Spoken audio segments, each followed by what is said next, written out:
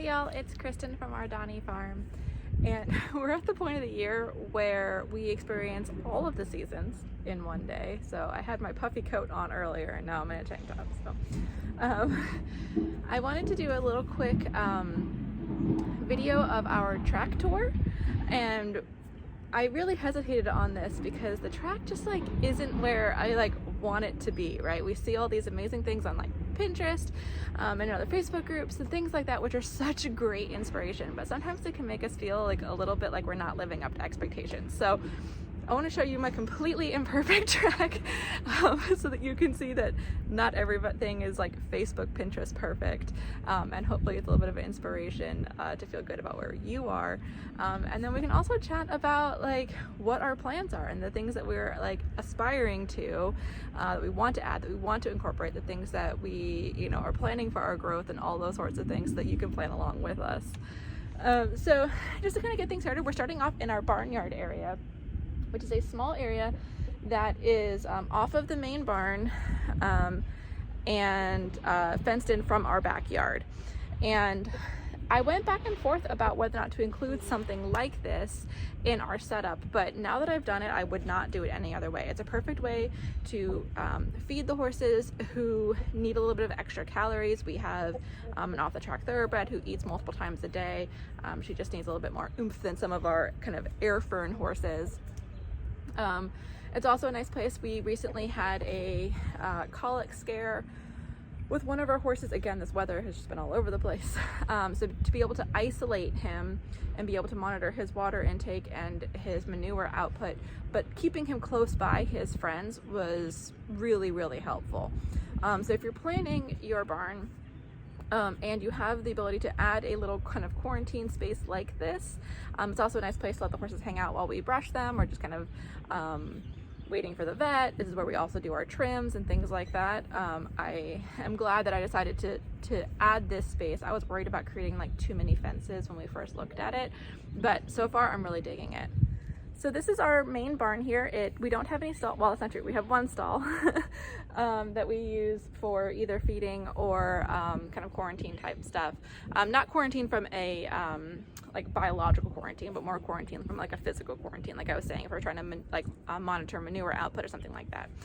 The other thing that I could not live without is we have our trimming pad here, which is just a concrete slab that we put in shortly after we moved, and it gives a high and dry level place for us to do trims. I still want to cover this eventually, so that our trimmer, who's amazing, has shade and protection from the rain. So that has been a negative for us, is that we don't have a big barn like we used to. We had a nice barn aisle and stalls, which was handy for things like vets and farriers. Now our trims are weather dependent, and our trimmer has been amazing in working with us to come out on the days that it is not raining, but at least we can get the horses out of the mud here.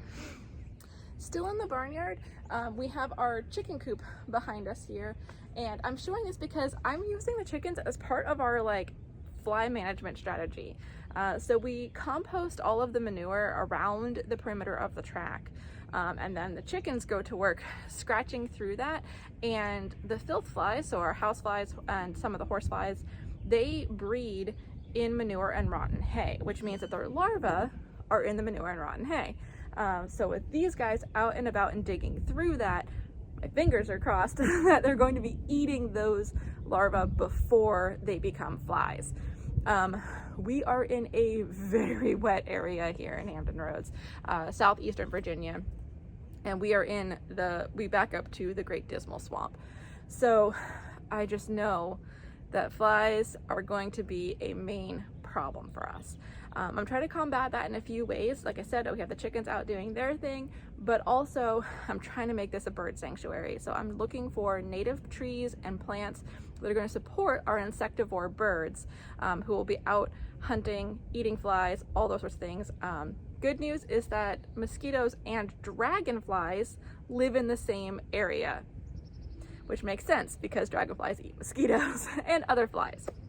So as often with nature, if we're observing that the solution to the problem is also usually existing in the same system, because that's how nature keeps balance, right?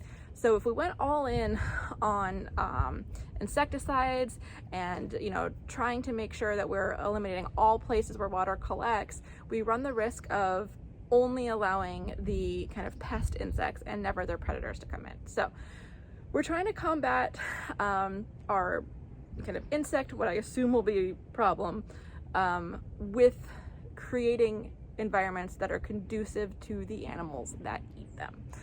We'll see how it goes. I imagine it's going to take us a couple of years, unfortunately, to get to that point where we find that nice balance. So in the meantime, the other thing that I found that has really helped the horses with the fly problem is having a good shady shelter with fans. And so that is the other part of our strategy. And we will also implement things like fly sheets when needed, and fly mats and fly boots and all of that kind of stuff to keep the horses safe and happy and healthy. But we are kind of working with that in mind, that we are in an area that is going to be very insect dense. And there's pros and cons to that. So if you've been following along, you know that mud management is a situation on this farm. Again, we are really low-lying, really wet area, and this area in particular in front of our gates leading up to the pad where we feed the horses was a nightmare. It was so wet, it was so slippery, it was so sticky. I don't know how something can be sticky and slippery at the same time, but it was terrible. We could not get any sort of rock trucks in here to create a solid either more concrete, which we didn't have the budget for anyway, or the hard standing area that I'll show you right outside. Just wasn't possible. So what we did do is we took our grids that we already had from Vodaland and we installed them upside down. And so that we used the kind of existing mud to fill them upside down. This has stabilized the soil here and has made this totally manageable. It is far from perfect, but it's completely manageable, and I'm really excited about it. So I'm not saying that I would recommend doing it this way, because it's definitely like off-label installation, but it did work for us.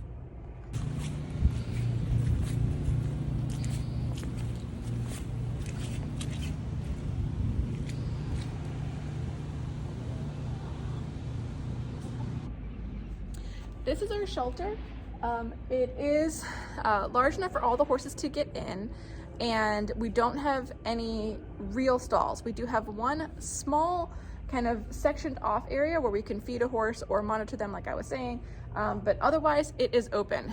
We still have plans out the side here to put off a veranda while we create more hard standing here, just to provide more shade for the horses. And maybe even a little bit of rain protection. But this is our main barn, our main shelter, and it's been working really well for us. We did have more horses here when we first moved, and it was a little bit crowded then, but for the 6 horses we have now, it seems really perfect.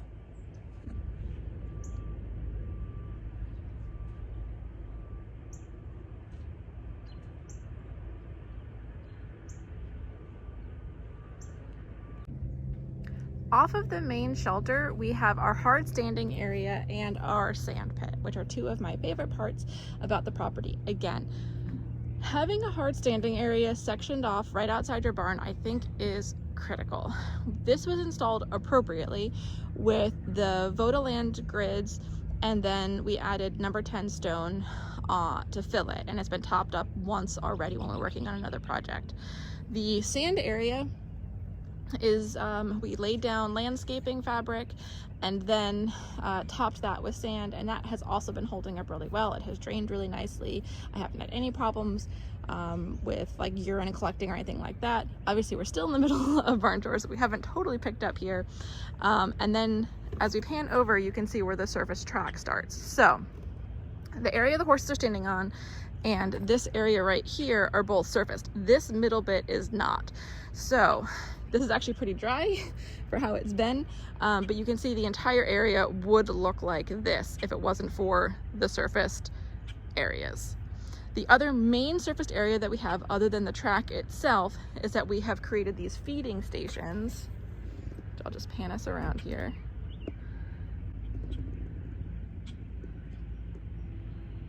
Over here. And these were installed the same way. So we have the track on the left side, and on the right side we have another like high traffic standing pad. And then in between those two things we put these posts up because all of our fencing is hot wire, so we couldn't hang hay nets. We do on dry days put hay nets on the ground. We have hay pillows in addition to the ability to tie off hay nets. So we do try to do a mixture of both of those things so that we're getting varied head positioning, neck positioning, all that kind of stuff. But we do have stations up and we have hay nets on the ground, and a lot of them are out back. So the main front track itself is a figure 8, and so it runs from the barn, it comes down around this side, it connects in the middle, and then goes out and around back by the yoga studio. The left side of the track comes up to meet these hay nets, and in order to increase movement I did kind of close off the top of the figure 8 up here by the barn to force them to go out and around.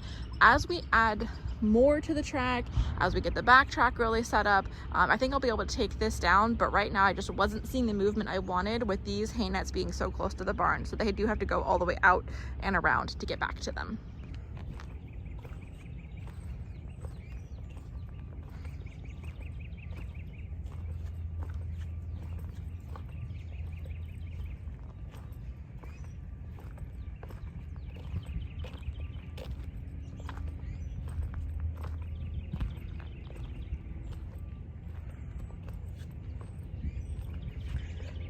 If you're watching along, over here is where our rain garden is being installed. So you can see our tie trees right here, our inkberries over there, the asters we planted are right here, and as we pan around, right over here is where our elm tree is going to be. As we keep walking, we'll see how eventually that elm tree should grow up and over this track. Our native wildflower area is going to be in here as we really focus on native plants. And we have a few more trees planted in here as well that we're like really excited about having them leaf out. This is another area where we're planning on putting in more rain garden type plants. It's a low-lying area of the track. It is fenced off from the horses, but water obviously does collect here. And so we have some swamp hibiscus that we're planning on planting here, and I cannot wait for you guys to see that. In addition to having salt up front, free choice loose salt, I do also keep a salt block back here because I think that they still like to have that like licking rocks kind of behavior, and I want to allow for that. So continuing around the track, to the right of this track is going to be the path to our yoga studio. And so we're really excited to get kind of a more secure fence line installed here, but we had to kind of throw this up to get the horses here when we first bought the property. Coming to the middle of the figure 8, if we keep going straight, we have the water troughs and more hay stations, and then it walks around to the yoga studio. Through the middle of the track is where we have our branches for the horses to step up and over. They also will chew on these branches from time to time, so just a little bit more of an enrichment activity here.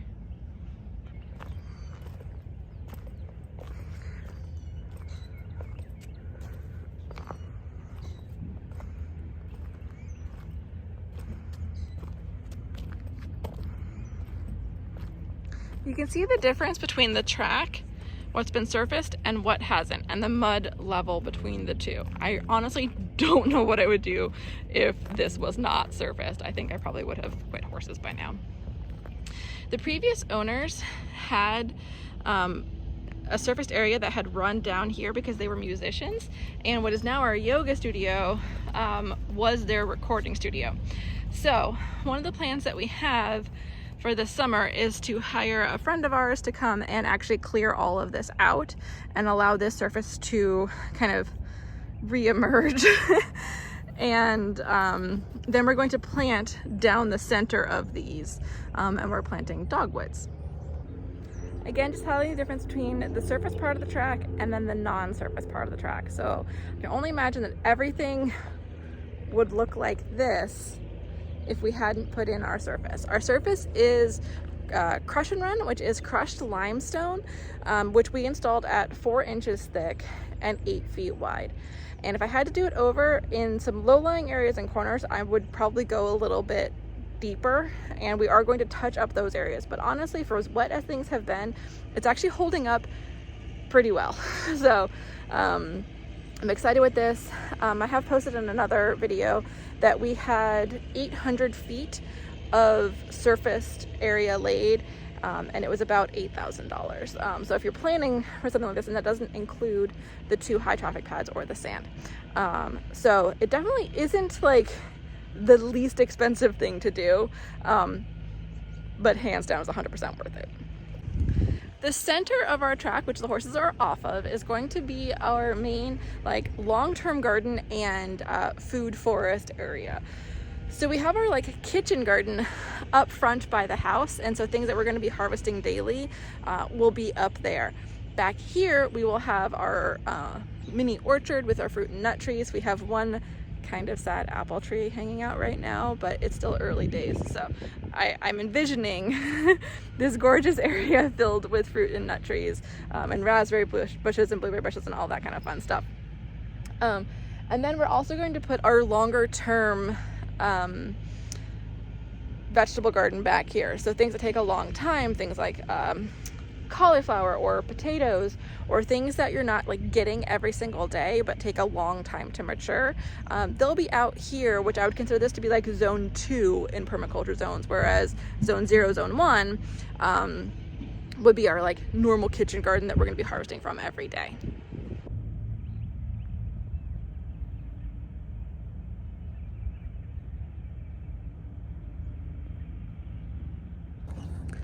As we head back, we are leaving the surfaced area and headed out to what I refer to as the back track.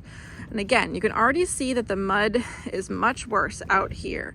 I do feel like it's relatively manageable. This is after several days of pretty heavy rain, and it dries out pretty quickly. I'm actually kind of pleased with how quickly things have been drying lately. And as the horses walk back here more, they kind of pack it down. They have been off of this, number 1, because it's been wet, and number 2, because we've been having really cold nights. And I'm trying to keep them on a grass-free system, but I'm kind of battling that right now.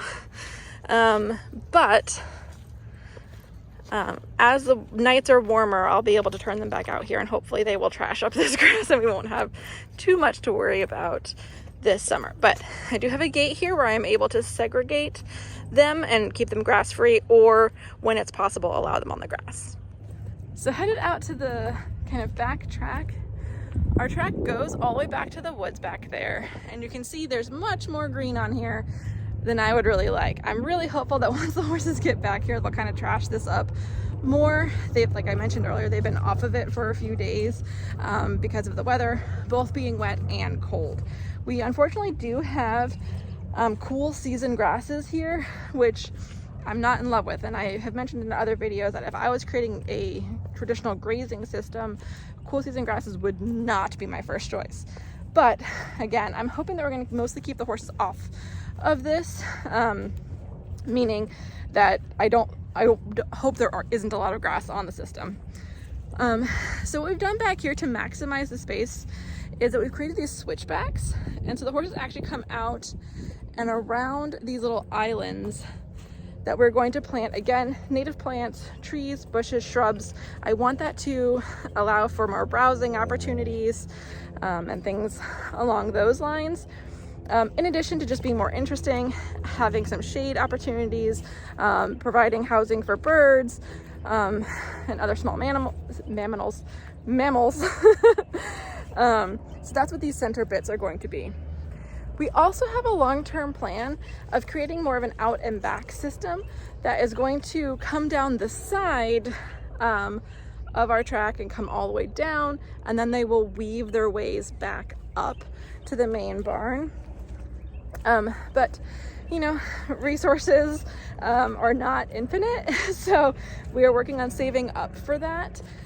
But that is part of our longer term plan, and I think that will eliminate a lot of the grass issues that we are currently seeing, because more of this land will be tracked. The places that we do have space, like in these corners here, we can put up some more feeding stations for them to create more hay net opportunities out and around the track. And honestly, I'm wanting to get the horses out here as soon as possible. While this ground is soft, it's the fastest way to trash the grass, which again would be the exact opposite thing we'd want to be doing if we were trying to run a grazing system. But since we're not, getting the horses out here, getting them walking on this, getting them trouncing it into the ground is going to be the fastest way to kill it. So as soon as the grasses are going to be safer, in quotes, and I have a whole thing on safer grazing, and again, I'm not in love with this. These short, high sugar grasses would not be ideal. But I'm hoping that the horses are coming out of winter really nice weights. I'm really happy with how everyone is looking. That I can kind of use them to trash this grass going into summer, and we won't have to deal with it as a long-term problem in the summer. This part is opening up. We want to do at least 1 or 2 more switchbacks here eventually, but we do also want to create a nice space for lounging for the horses back here too, a place for them to be able to lay down where it's soft.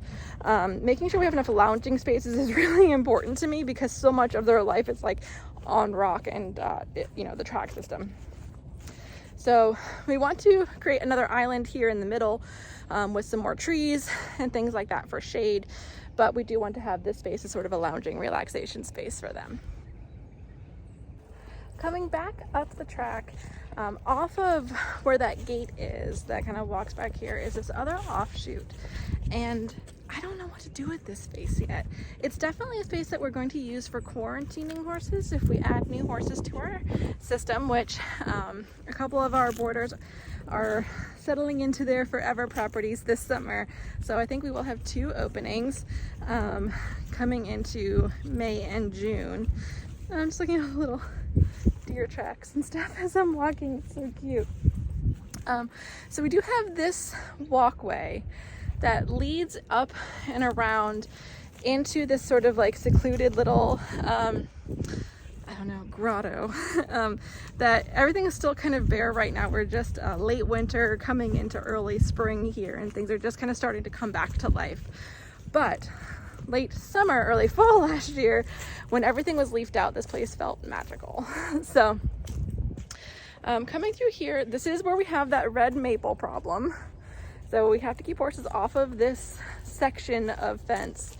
But we do have this area. It has a little shelter in it currently. As we come around, it's just a little kind of paddocky area. And again, once all these trees are leafed out, it feels pretty special back here. So we're doing some like nature-based mindfulness sessions with one of our friends who is a therapist.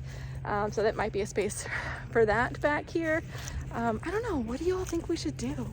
I think this space it has so much potential that it's like not currently living up to.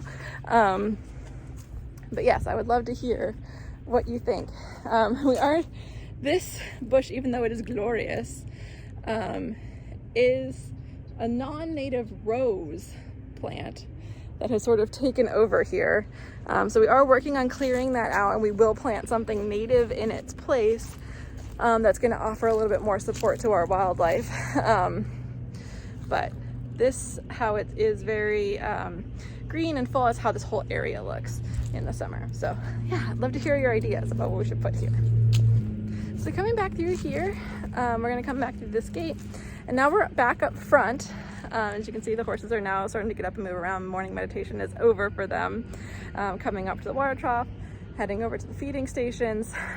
This was an area that in, I think, my first video, we talked about the fact that it was just way too muddy to allow the horses to be on it. It just wasn't serving any purpose. So we took that away. We seeded over it with some Bermuda hay that we didn't want to feed. And the area has dried out beautifully. And again, I don't know if we're going to put a picnic area here or what it's going to be used for yet, but it's already much improved. I don't think the horses missed that mucky space at all. As we come back, you can see this is the back of the path to the yoga studio, and I think that's kind of our track. Again, just to orient, we're coming up back up on this side with the water trough and where the future food forest will be. What do you guys think so far? What would you like to see? What do you think we should do, not do? What tips do you have? Just add them in the comments. And if you want to follow along, subscribe to the channel. Share it with a friend who's interested in learning more about how to balance horses with nature. And I hope to see you around. I hope this helps. See you next time.